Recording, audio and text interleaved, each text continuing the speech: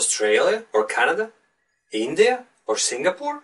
Or maybe you're in Philippines or the United States? Wherever you are, welcome to the 18th English Harmony video episode. I'm Robbie from English Harmony, and today I'll show you a simple yet very powerful method of managing situations when you have to tell about something in English, but you just can't say anything for some strange reason. Does that sound familiar to you? If so, stay with me for the next few minutes and you'll also be able to manage such situations with ease. I got an email from one of my subscribers a couple days ago, and he asked me the very same thing.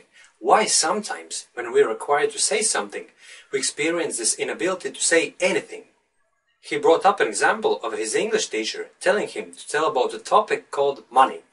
He could hardly say anything, despite his English being fairly good. Also, he asked, why is it that sometimes when you know what you want to say, you still can't put it into the right words? To understand why it happens, first of all, you need to convince yourself that if you're asked to tell about some topic, it doesn't really matter whether you have to speak English or use your native language. Unless, of course, your general English knowledge and vocabulary is very limited. But here at English Harmony, we don't deal with issues like that, because English Harmony is for those folks whose English is already generally good. It's just sometimes we have the difficulties with speaking and expressing our thoughts properly. To demonstrate that language doesn't matter as much as you may have thought, please let's do the following. I'll tell you a topic you have to start talking about, but this time it's going to be in your native language. Yes, you heard me right, your native language.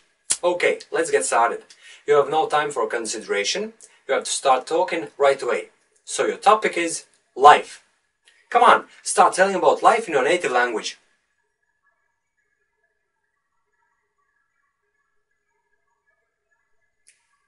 Am I hearing anything? Are you telling a fluent, uninterrupted story about life now?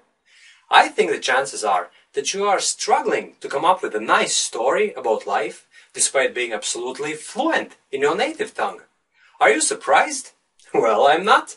You see, the first problem here is that the topic life is way too general.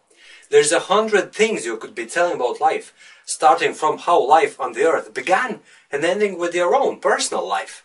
But what happens when you're required to tell the same thing in English? You automatically assume that it's down to you not being able to express yourself properly. But it's not why it happens, my friend. The real reason behind these embarrassing situations is that first of all, you are given no time to think over the topic and think about what exactly you could and want to tell. Secondly, the expectations of the other party, be it your teacher or your supervisor at work or anyone else who asks you something and expects an immediate response, overwhelm you, and it instantly makes you feel useless when it comes to using English. And you may have got so used to this feeling that you've stopped believing it yourself a long time ago. So here's the technique I'm using to come out of similar situations, and I guarantee you, if you follow my recommendations, you'll also have no problems with talking about any topic in English. To illustrate this technique, I'll be doing a role play, so that you can see what exactly happens in a typical foreign English speaker's mind when he's getting confused and doesn't know what to say. So, I'm the student, and I'll be asked to tell about a particular topic that I haven't had time to prepare for. To make it absolutely natural, I'll pick a word from my Oxford English Dictionary right in front of your eyes. Right? And bear in mind, this isn't only about talking in front of your English class. This can be any situation where someone asks you about something and you can't give an immediate response to the question. So let's open a random page and pick up a random word. Hysterics. Hysterical outburst. Okay, so my topic is hysterics. Okay, so here's the first thing I definitely have to do in a situation like this. Specify what exactly I can tell about hysterics. And to do that, you'd better not remain silent and put this confused look on your face. That will send the wrong message to the other party. A message that you either haven't got a clue what you were asked, or you don't know what to answer because your English is limited and you didn't understand the topic at all. As weird as it may sound, many native English speakers and those foreigners fully comfortable with using English on all occasions are surprisingly intolerant. They will automatically make an assumption you're struggling with English and instead of helping you in a natural manner with more specific questions, they can either start patronizing you, if it's your English teacher, or jump to the next topic, or start chatting to someone else if it's a casual situation, making you feel like an idiot.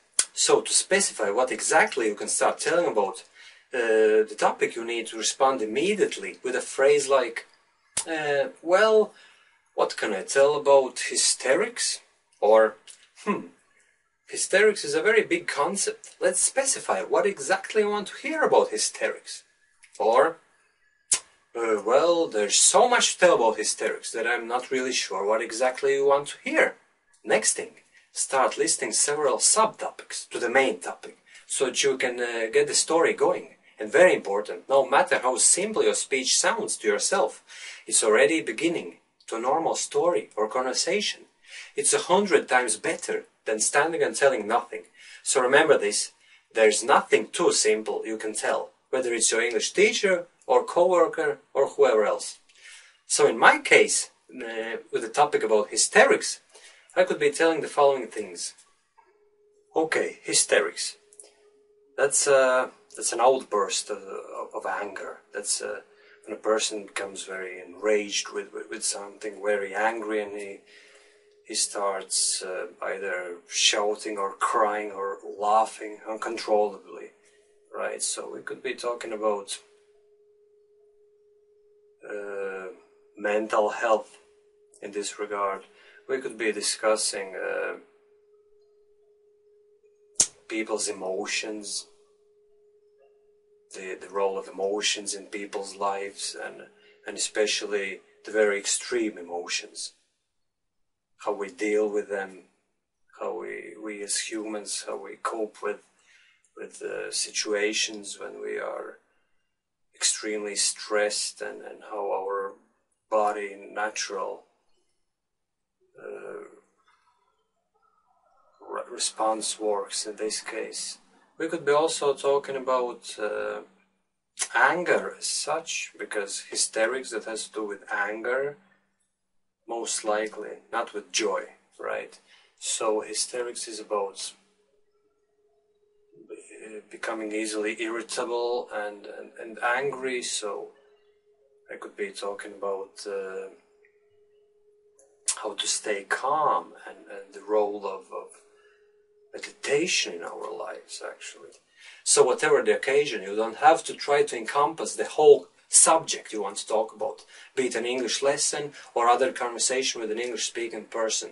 Take it easy, speak for yourself, and be honest about things. Don't try to make something up. Don't start a sentence with a smart thing, not knowing how you'll finish it. Okay, that's it for today. But it's not all about the issue.